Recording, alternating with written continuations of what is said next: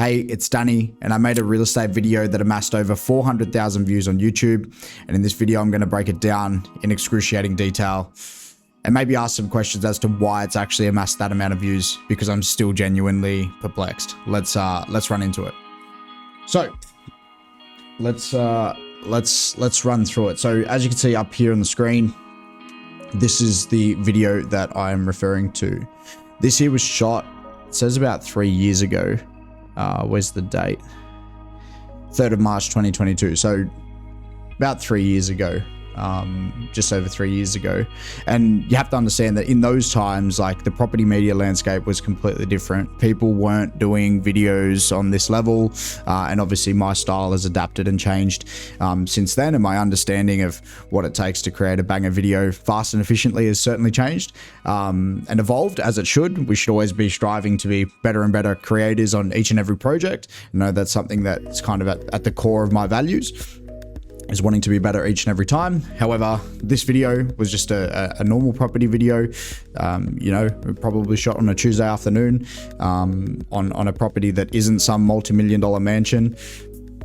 However, for some reason, it's amassed over 400,000 views, and I want to break down why I think that this has happened. But let's just have a look at the video itself. First thing I want to run through is the metrics. So for 423,000 views, which is mind-blowing, 100 comments, 6.34 K likes, which is ridiculous. And you can see that yeah, the 420,000 views is crazy to me. I don't understand how many people have viewed this and why, but let's run through it. So back in these days, I don't think anyone had ever taken the gimbal off the axis, and I was pretty involved in the wider communities, particularly the real estate video groups and stuff back in those days, and I hadn't seen anyone take it off the axis. And this is obviously the genesis of the Blundine. I think about 2 years earlier, I did use it in a video, which I'll bring up at a later date in a different video, which I'll break down kind of that first use, the Blundine. But I remember, you know, in this particular scenario, if you look at this clip, and the reason why I just want to spend a bit of time breaking down this first thing is we talk a lot about, you know, the hook in the real estate media landscape, or just in social media and content in general. The hook is super important, and I feel like back in those days that taking this off the angle and shooting through the window was something that was a super interesting shot. Back in those days, I didn't understand this premise, but I would have just looked at this in the timeline and thought, let's make something interesting and engaging on the first shot in the video. Obviously, to replicate this shot, you have to have the light and everything in the perfect position too. So it was kind of a blessing to be given, you know, the environment to be able to shoot this shot. So yeah, kind of shooting back through the window at the property that's sunlit in the afternoon. It would have been like a 20-minute window in the afternoon to actually be able to shoot this. And then obviously, for you guys that know me, brand is super important, and building brand and having a solidified brand and motif at the beginning of the videos. Obviously, really solid integration of the client's branding with an animation there, which for those days was super clean as well. So yeah, I think it's this interesting kind of off the axis. Again, in those days, real estate videos had never been taken off the axis, so it was kind of that first use of the Blundine that I think anyone had ever seen. Arguably, and I think that's why it's done well. We've hooked people at the start. So coming through, as you can hear, the track kind of starts. I love this track, right? It's called Better Than This, and there's two versions. There's an instrumental and yeah, this instrumental version, and then there's one with the lyrics over the top. But I absolutely love this track. It's got this kind of chill vibe. It's like 1, 2, 3, 4, and 1, 2, 3, 4, and 1, 2, 3, 4, and 1. So it's got this 4/4 timing. It's super easy to edit to, and it's quite relaxed but fun but jazzy. It's cool. It's got this solid intro. Obviously, I'm a massive believer in building up the intro. We're going here to a wide shot with the agent, and then speed ramp into the property. Obviously, the speed ramps have come a long way since then. What I probably would have done better is get a lot more distance in these days. to be able to shoot this, but I think nonetheless it was good to grab the attention.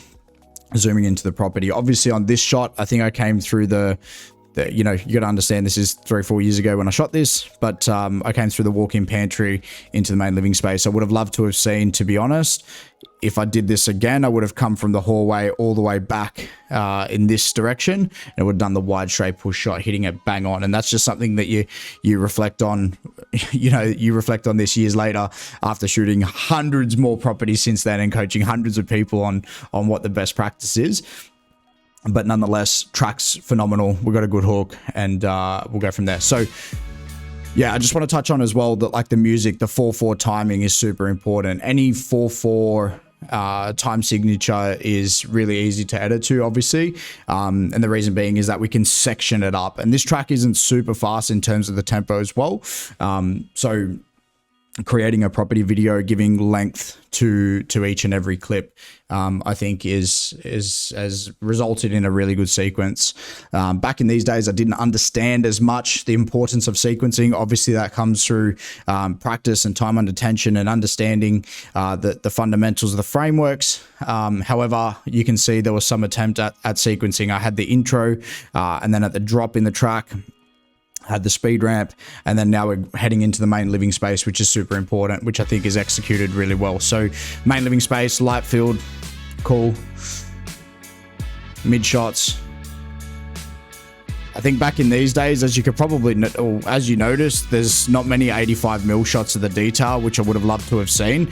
What I would have loved to have seen here is potentially an 85mm shot looking out towards the like from here, looking out towards the outdoor entertaining area, maybe some of the pillows, maybe some of the styling, but yeah, in particular looking back out to the outdoor area would have been important. The other thing is there's no shot from here looking back in this direction. Obviously now the whole industry understands the 4-shot types and the frameworks to be able to deliver property videos fast and efficiently. So in these days, you know, you look at the sequencing of a property like this, you would be looking for your long runs and collecting those 4 to 5 shots that exist within here. You know, there's the main one here, there's one that runs through the middle of the property, there's one that runs back in this direction, there's probably one that runs here, and then collecting the mid shots along the way. Obviously there's one that goes down the gully of the real estate of the island bench top as well. But yeah, I feel this is lacking in clips, but again, years ago. 3, 4, and 1, 2, 3, 4, and 1, 2. So agent integration, I think, is well executed. One of the things that I consider when I am integrating agents into property videos, I like to do it tastefully. I think the industry has gone in a way that is heavily focused on real estate agents. And this was in a time in Australia where agents were heavily integrated into property videos. But I think stripping it back and throwing it like the seasoning on a steak, right? Too much, and it kind of tastes very sickening. In this scenario, I want to make sure that I've got the agent integrated balance throughout the entire video, and I think that this is a pretty cool way to do that. Just cool. This shot I don't like, and I would never shoot it this way. I think it's too low, and it's obviously this like sideways panning shot. Could have been done better. This should have been a wide straight push into this space. It's just a super inefficient shot when we're trying to get these shoots down to, you know, the hour mark.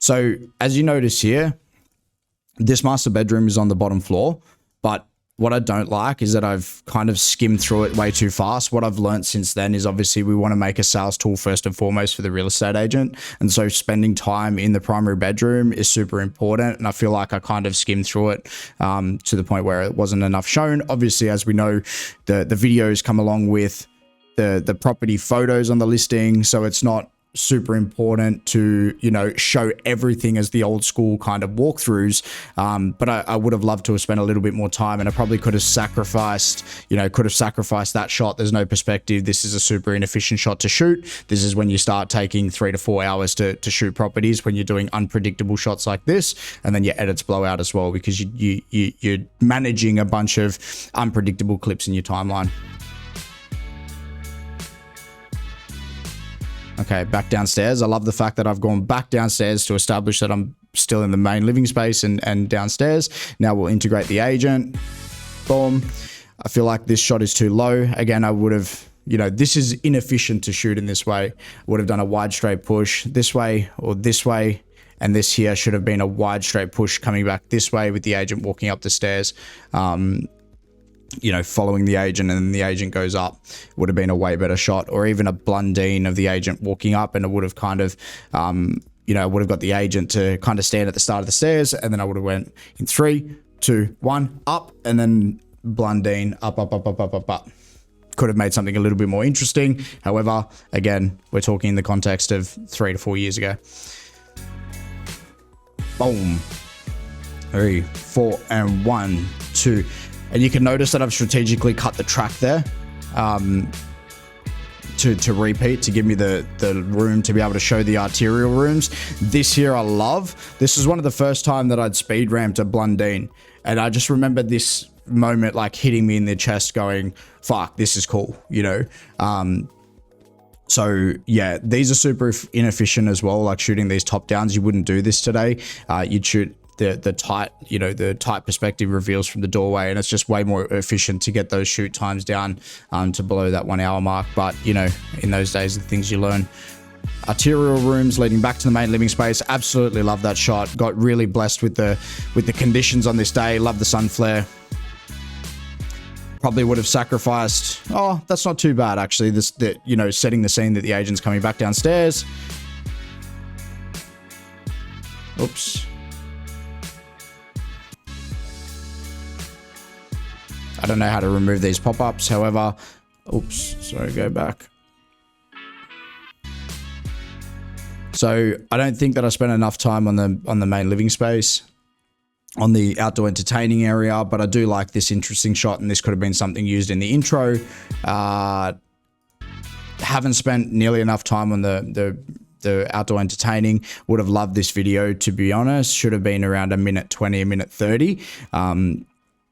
And I think that this was in the days where it was like I was trying to, you know, conform to the 1 minute mark. Obviously, as we know now, it's better to make a better sales tool for the real estate agent and make it as long as it needs to be to obviously highlight the property as a sales tool first and foremost. But the things you learn, you know, confining it to the 1 minute mark, if you have to stick at 1 minute because that's what you think you charge the customer, I don't think that's the right way to go about it. And as we've seen coaching hundreds of guys across, you know, Canada, the US, and globally here in Australia, New Zealand, the feedback has been exactly that. It's to make a sales tool first and foremost, not confined to, you know, the 1 minute mark or something that is going to blow up on social. So that's a breakdown of this particular video and a little bit of insights into, you know, what I would have done better. But yeah, I'd love to get some comments I'd love to drop some comments or read your comments in the comments as to what you loved about this video. If this was one of the first videos that you come across on YouTube, as far as property videos goes, I'd love to hear your feedback.